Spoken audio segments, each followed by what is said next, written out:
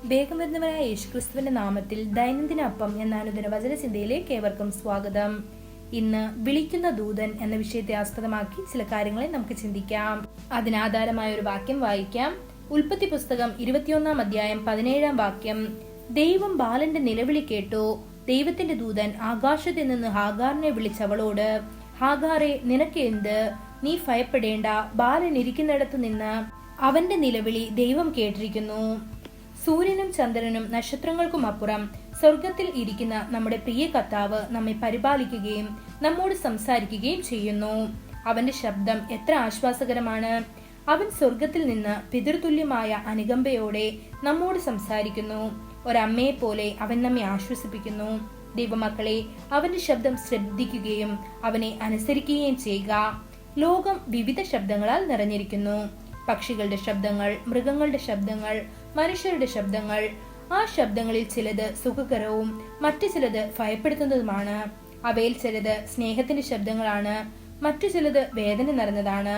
അത്തരം ആയിരക്കണക്കിന് ശബ്ദങ്ങൾക്കിടയിൽ സ്വർഗത്തിൽ നിന്നുമുള്ള നിങ്ങളുടെ ആത്മാവിന്റെ കാമുകന്റെ ശബ്ദം കേൾക്കാൻ നിങ്ങളുടെ കാതുകൾ തുറക്കുന്നതും ശ്രദ്ധയുള്ളതുമായിരിക്കണം.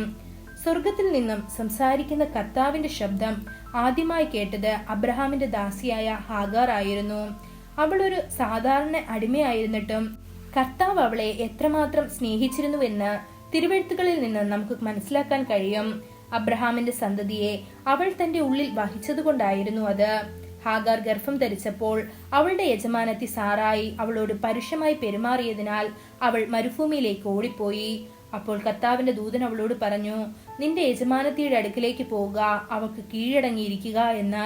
ഇത് ഉൽപ്പത്തി പുസ്തകം 16 അധ്യായം 9 വാക്യത്തിൽ കാണാൻ കഴിയും. ലേഹൈറോഗി എന്നൊരു കിണർ ദൈവം കൽപ്പിച്ചു. തന്നോട് സംസാരിച്ച ദൈവത്തിന് അവൾ കാണുന്ന ദൈവം എന്ന് പേരിട്ടതായി തിരുവെഴുത്ത് രേഖപ്പെടുത്തുന്നു. 2 പ്രാവശ്യം സാറ അബ്രഹാമിനോട് പറഞ്ഞു, ഈ ദാസിയെയും അവളുടെ മകനെയും പുറത്താക്കുക. അങ്ങനെ അബ്രഹാം അതിരാവിലെ എഴുന്നേറ്റ് അപ്പവും ഒരു തുരുത്തി വെള്ളവും എടുത്ത് അവളുടെ തോളിൽ വെച്ചു. അവൾ അതിനെയും കുഞ്ഞിനെയും ഹാഗാറിനെയും കൊടുത്ത് അവളെ പറഞ്ഞയച്ചു. ഇത് ഉൽപ്പത്തി പുസ്തകം 21 അധ്യായം 10-14 വാക്യങ്ങളിൽ കാണാൻ കഴിയും.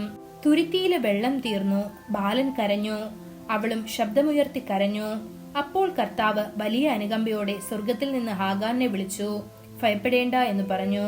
അപ്പോൾ ദൈവം അവളുടെ കണ്ണുകൾ തുറന്നു. അവൾ ഒരു നീരുറവ കണ്ടു. അവൾ ചെന്ന് തുരുത്തിയിൽ വെള്ളം നിറച്ച് ബാലനെ കുടിപ്പിച്ചു.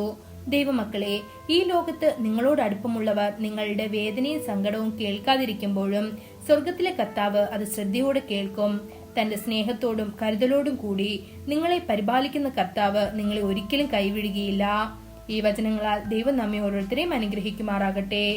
കൂടുതൽ ധ്യാനത്തിനുള്ള വാക്യം ഉൽപ്പത്തി പുസ്തകം 21 അധ്യായം 20 വാക്യം. ദൈവം ബാലനോട് കൂടെ ഉണ്ടായിരുന്നു.